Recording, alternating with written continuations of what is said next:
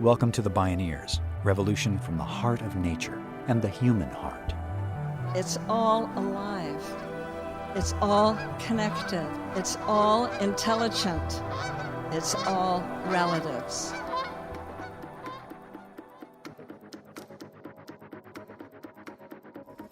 Sadly, we've been killing whales for hundreds of years. And we do so now mostly out of ignorance rather than intent. And every calf counts. When you have small families that desperately need females to perpetuate themselves, if they don't survive, you lose the family. And when we lose a family, we lose generations of traditional knowledge of how to succeed as a Caribbean whale. And that can't be replaced even if the global population could swim into the Caribbean again. Because these would be different whales from elsewhere who do things differently, who've learned from different grandmothers, and are missing the solution on how to succeed there. So these cultures aren't just animals who've learned to do things differently because they never meet. These are really the link between the ocean that they live in and the animals that live there. It's a bond between where and who. In this program, we meet Dr. Shane Gero, a visionary marine biologist who is angling to crack the code of sperm whale communication. His mind-bending research is transforming what we thought we knew about these ancient leviathans. It's calling on us to embrace the reality that perhaps we've long suspected. Sperm whales are living, meaningful, intelligent, and complex lives whose cultures suggest that whales are people too. What can whale culture teach us? And can deep listening help us learn to coexist respectfully in kinship with these guardians of the deep? I'm Neil Harvey. This is Deep Listening, Whale Culture, Interspecies Communication, and Knowing Your Place with Shane Gero.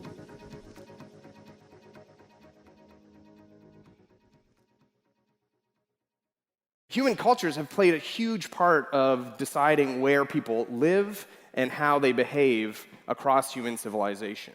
You know, as early humans evolved, language served as this cheat sheet for, do you do things the same way I do? And even today, you're far more likely to help someone who yells for help in your natal language than in any other. And so culture can be this unifying force, but also, of course, a very divisive one. And it's structured all of human civilization. Dr. Shane Gero has spent the past 2 decades studying whale culture. Listening deeply and seeking to understand their language is a natural place to start. He's a marine biologist, National Geographic explorer, and scientist in residence at Carleton University in Ottawa, Canada. He founded and runs the Dominica Sperm Whale Project, which since 2005 has been tracking over 20 families of sperm whales in the Caribbean Sea. Shane Gero spoke at a Bioneers conference. And of course, now we know that humans aren't the only cultural animal out there. Animal culture pervades all facets of their lives. And in this amazing study in chimpanzee communities across Africa, these primatologists documented the different ways, the different solutions that chimpanzees have figured out how to live.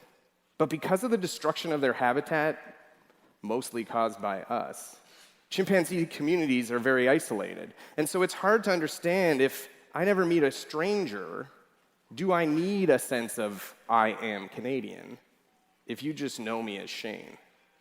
But in the world's oceans, there's this one ocean nomad that feels like they live in this boundless blue.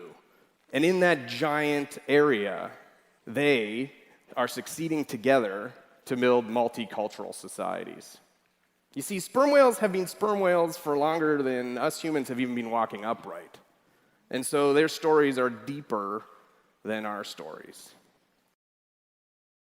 A prolific scientist, Shane Gero has been dubbed a family builder. He splits his time between what he calls his human family in Ottawa and his whale family off the coast of Dominica, the Caribbean island, where he's been able to peer into the complex social lives of animals that few other humans have ever even experienced. Several miles off the island, the warm Caribbean sun shines down on Shane and his team bobbing in their small boat. In the marine depths, far below them, it's pitch dark, At 600 feet below, the sun fades away entirely. And that's just the beginning of a sperm whale's journey into the hidden depths. In their search for food, these immense creatures regularly venture down to 2,000 feet, sometimes as far as 6,000 feet below the surface. They spend 85% of their lives in near total darkness. The humans on the surface rock quietly in their boat, hydrophones in the water, headphones over their ears. They patiently await the familiar pattern of clicks, 1 + 1 + 3, or the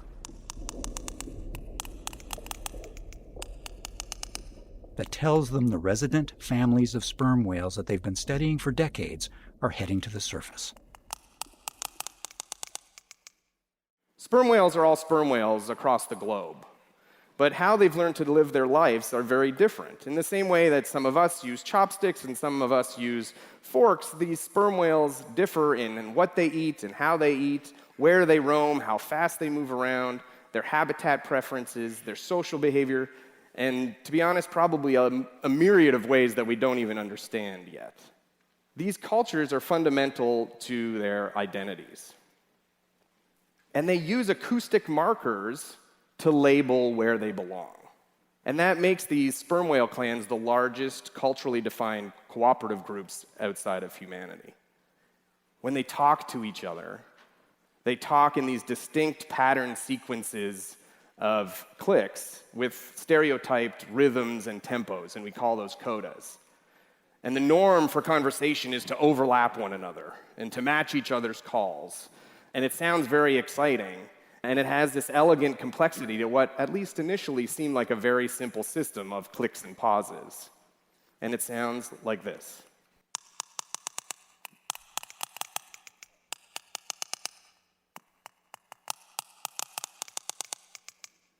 And right now, I'm running this large project with international researchers from around the world across 3 different oceans, where we're mapping the boundaries of these sperm whale clans. Because whales have been traditionally managed based on pretty much arbitrary lines that were defined by the whalers that were killing them. According to Gero, not only are sperm whales clearly talking to each other, but it appears their language and dialect change based on where they live. Sound familiar? Their behavior, food choices, and activities have evolved over generations of place-based learning to support the local whale's ability to survive and thrive in the places they call home. They live as collections of families, groups of mothers, grandmothers, aunties, sisters, brothers. In other words, clans.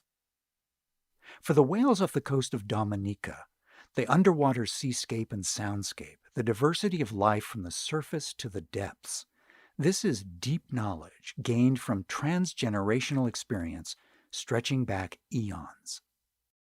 When I think about spending half of my life learning from and listening to someone who is fundamentally different than me, I've taken away a lot of sort of universal lessons. Lessons like spend time with your siblings because eventually they move away. One of the novel things that we were able to do with so much time in the company of whale families is follow the lives of the young males as they grow up and leave their families. You see, if you're a male sperm whale, the first 15 years of your life is spent in this hyper-social community of families where you're born. You know, when you're a teenager, you sound like your mom, you behave like your mom, and then all of a sudden, you start this incredible voyage around the world to live a mostly solitary life until you grow to be the size of about 2 school buses and really become Moby Dick. You know? So there's this big shift, which isn't so unlike our late teenage years, where you leave behind your family and go out on your own. But for the families that stay in Dominica, they learn from generations of strong female leaders. Grandmothers, mothers, and daughters who will live together for life. And they've learned this fundamental truth that both they and we know, which is that family is critical to our survival. Gero has spent literally thousands of hours in the company of sperm whales doing a deep dive of research to learn how these sophisticated animals live. Because sperm whales spend nearly 85% of their lives in the deep sea, learning about them involves extraordinary amounts of time spent listening to their calls, clicks, and noises. His team has made leapfrog progress as they seek to understand what the whales may be saying to each other. Shane Gero spoke on a panel at a Bioneers conference. I know what I believe they're saying. I don't think I know what they're saying, but it's pretty clear based on how they interact that they have a need to label each other as individuals, as family groups, and as clans. And that those patterns of differences emerged in such an obvious way. Once we had figured out who spends time with who, the sound overlapped perfectly. And so that explains how they might be able to not only label each other, but then broadcast their own identity. But it gets really complicated in terms of a couple of problems technologically. And that's like a bias in how we study the whales. So I call that the dentist's office problem, which is if your microphone happens to be in a dentist's office and you don't know what a dentist's office is, you're going to think the word root canal is like critically important to English-speaking society, right? But it's only because you have such a narrow picture of all of the potential contexts and behaviors that humans do when they talk. And that's where it comes with a scale. Like it's either a huge amount of boat time invested in people on the water recording across all these scenarios. Like when two cultures meet at sea, that happens very, very rarely. So the conversation of, oh, you're not from my clan, just hasn't been recorded that many times. And the same when the males show up, born from the Azores, coming to the Caribbean for the first time, hearing that 1 + 1 + 3, click, click, click, a click, that symbolizes, or we think symbolizes the Caribbean, we're not there necessarily when those interactions happen. And so, scaling up across contexts allows us to get, the who and the what we got, but the where and the when, so we can answer that why question of what are the important things that whale talk about. And that becomes a domain gap problem, right? Like, what is the differences between a human experience and a whale experience?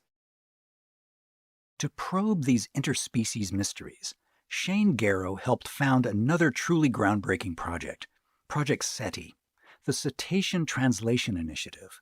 It's an audacious effort to leverage machine learning and gentle robotics to decipher whale communication. The project builds on the tools and technologies that have rapidly transformed human language translation, such as Google Translate. He's collected nearly 2 decades of carefully tagged and coded recordings of sperm whales. It's a veritable treasure trove of data for an interdisciplinary group of scientists who yearn to bridge the communication gap between human and other than human animals. I think where I find a lot of hope already with the machine learning, just even from providing this 20-year data set to these amazing modelers, is that it's blowing open the encoding space potential, right? So when someone like myself, who have spent the better part of a number of years just cataloging all of the different calls, we're doing that on such a basic pattern recognition scheme. Early on, literally by saying, do you think these calls are the same when looking at them on spectrograms? And what the machines have done quite rapidly is open up multiple new dimensions within an individual call, within a click for sperm whales, where there is the potential for variation, right? So what we used to say was a 1 + 1 + 3, there's now 4 different types of 1 + 1 + 3, and they seem to be used in different contexts. So I think it's not going to be Google Translate next week, and there's all sorts of reasons for that. But what it will do is give the whales a bit more credit in terms of literally defining the complexity of the information that they're sharing with each other, simply because we weren't paying attention. As the child of a Canadian diplomat, Shane Gero grew up moving from country to country, repeatedly having to make new friends in new schools. He says he learned to observe group dynamics as a matter of social survival. He paid close attention to how various networks of friends operated. Fast forward to today. Trained by the legendary whale researcher Hal Whitehead, he's obsessed with watching groups of whales and figuring out their relationships with each other. Over the course of 2 decades of his life, He estimates he's spent nearly 5,000 hours directly in the company of these gentle giants. He's learned not just what they do, but increasingly who they are. Shane Gero recalls the story of one young whale whom he's known since birth, nicknamed Can Opener, after the white hook shape on her right fluke. They're individuals as much as we are, and there are some that are super curious, and especially when they're young, about pretty much anything. So we can do things objectively and produce results and test hypotheses, but then you're on the water the day that Can Opener decides to fake a dive. She figured out the system that we do, which is we would get behind the whales, the whale lifts its immense tail, and we take a picture because their tails are like thumbprints. And then they dive, and then they disappear for 45 minutes. So we move up to the fluke print of where the whale just was, and we do all the sciencey things like collect poo and record. And what she did was see something in her environment that was doing something repeated that she could predict, and then she faked dives. And this was something that she did first, and then it kind of went through the whole community where we would come up to the fluke print, and then she would blow out all of her bubbles and come to the surface. But importantly, she would roll her eye out of the water and look right at the people on the boat, right? And that's where fundamentally the science of, can animals predict the future? Can animals acknowledge living and non-living things? And all of these questions that I can't as a biologist speak to. But in my mind, there's no way that process of events happens without complex thought and an understanding of living and non-living things.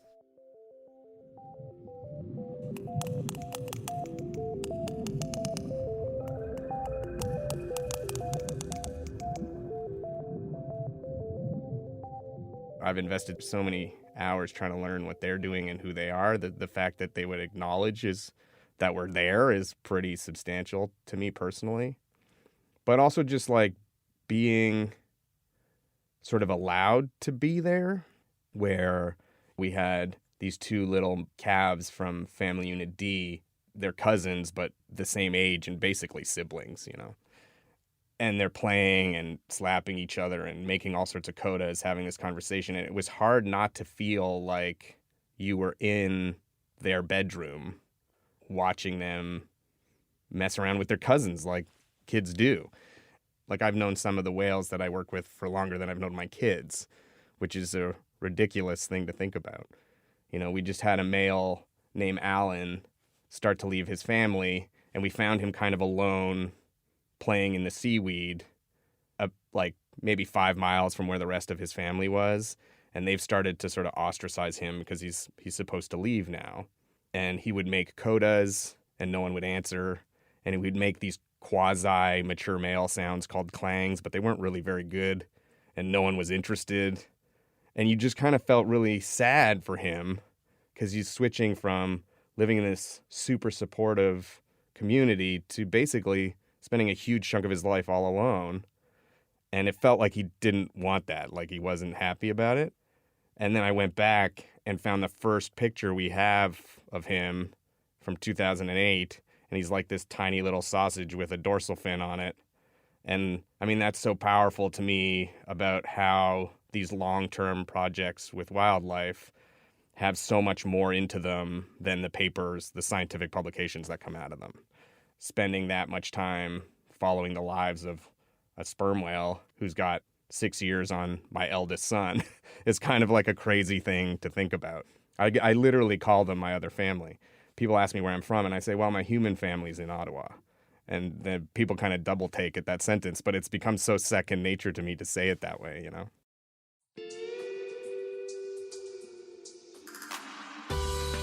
When we return, how understanding and honoring animal cultures can further our ability to protect the other-than-human lives of the wondrous web of life with whom we share this precious and watery planet.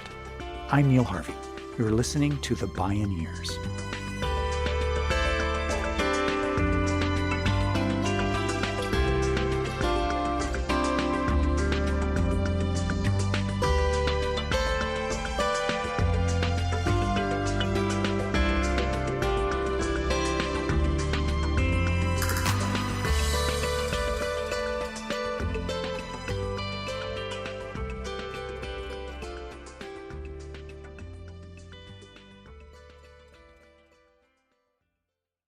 You can visit Bioneers.org to subscribe to our newsletters and podcasts, check out deep dives on the topics that matter to you most, and learn about our conferences. That's Bioneers.org. In the 1960s, the acclaimed biologist Dr. Roger Payne led a legendary team of colleagues at the Ocean Alliance to collaborate with a U.S. Navy engineer. They produced an album of songs they recorded from critically endangered humpback whales.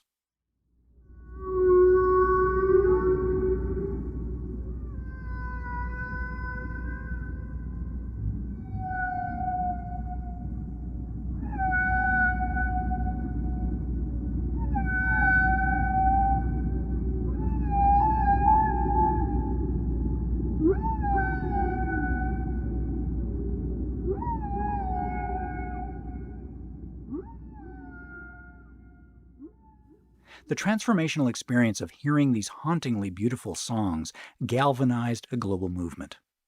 The epic Save the Whales campaign became instrumental in the conservation and protection of humpback whales and ending the mass slaughter of commercial whaling. Shane Gero sees in that story several parallels in his work with sperm whales. What if we now built a movement for the vital restoration of sperm whales, based on a true understanding of both our kinship and of nature's intricate interdependence and diversity? We think there's somewhere around 350,000 sperm whales left in the world, which is huge compared to some things, like the North Atlantic right whale, where there's less than a few hundred. Some species of dolphin where there's like dozens or fewer, right? But it means because they're so spread out at this global level, it's really hard to determine if they're actually on a good trajectory or not. And the error on that is big enough that we don't want to think about it. And certainly before whaling, we were talking about maybe 4 or 5 times as many whales. And in the Caribbean, it's quite a small clan. So the cultural group that we work with is called the Eastern Caribbean Clan. And then we know of at least 2 other clans that pass through the Caribbean. But most of our information is about the Eastern Caribbean Clan, and we think there's fewer than about 500, and I think that's probably being generous. And if you break that down by families that are about 7 to 10 animals, it's only about 50 families that have this way of life of living in the Eastern Caribbean and identify themselves with that 1+1+3 coda. These distinct populations have a deep relationship with the specific places they live. Shane Gero suggests that their distinct cultural practices, how they communicate, how they find food, how they keep their offspring alive, are fundamentally different from other populations of sperm whales, living in deep relationship to the many unique and other places they call home. Any formal protection whales currently are afforded by national or international laws and treaties stems from our partial understanding only of the global population as a whole. In truth, it's a global, local phenomenon. From a conservation standpoint, it's imperative that we recognize these unique place-based groups as essential to the health and biodiversity of the entire species. Asking whether cultural diversity or biodiversity matters more is asking the wrong question. The answer is yes, both are true, and it's all connected. Sperm whales have typically been treated just as sperm whales. But the science increasingly in sperm whales and many other species is that the important population divisions are based on culture, and that the animals are literally self-identifying in the evolutionarily important unit. We know that genetics can't capture the diversity that we're trying to protect, right? Which is your grandmother's secret on how to survive in that space. We've been fighting for a while now just to build this map of where the cultural boundaries are. So we have this empirical map that says this is where the management units are, and there's so many more. This is where the cultural boundaries are. We need to act on that now, because it has been easy to say, well, we just don't know yet. That's often the hardest argument for conservation is, well, we don't really know yet. Well, now we know. So what are we going to do about it? We're going to do things differently because we listen to and learn from those to whom it matters the most. And we need to do that now, because sadly, we've been killing whales for hundreds of years. And we do so now mostly out of ignorance rather than intent. We hit them with our ships from the ever-growing shipping fleet that brings us the economy from around the world. We entangle them in our omnipresent leftover fishing gear. And every calf counts. When you have small families that desperately need females to perpetuate themselves, if they don't survive, you lose the family. And when we lose a family, we lose generations of traditional knowledge of how to succeed as a Caribbean whale. And that can't be replaced even if the global population could swim into the Caribbean again. Because these would be different whales from elsewhere who do things differently, who've learned from different grandmothers, and are missing the solution on how to succeed there. So these cultures aren't just animals who've learned to do things differently because they never meet. These are really the link between the ocean that they live in and the animals that live there. It's a bond between where and who. And that's why we can't just do wildlife conservation based on total numbers or genetic stocks. We need to have the definition of biodiversity include cultural diversity.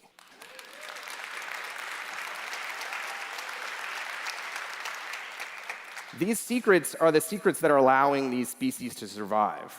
They're the viable solutions to species survival, and we need to model our framework for conservation around that. If you can take one message from the culture of whales, it's the power of community. You know, that in the face of these unimaginable obstacles, the solution is to come together. And the last few years have taught us to do the exact opposite. You know, they're fundamentally different from you and I. There's no doubt about it, right? But we can talk about shared values that we all understand. Learn from your grandmother, you know, love your siblings, be a good neighbor. Because if we're going to preserve life, ours and theirs, we need to find ways to coexist above and below the surface and value cultural diversity in our society and our ecosystem. Thank you. Dr. Shane Gero. Deep listening, whale culture, interspecies communication, and knowing your place.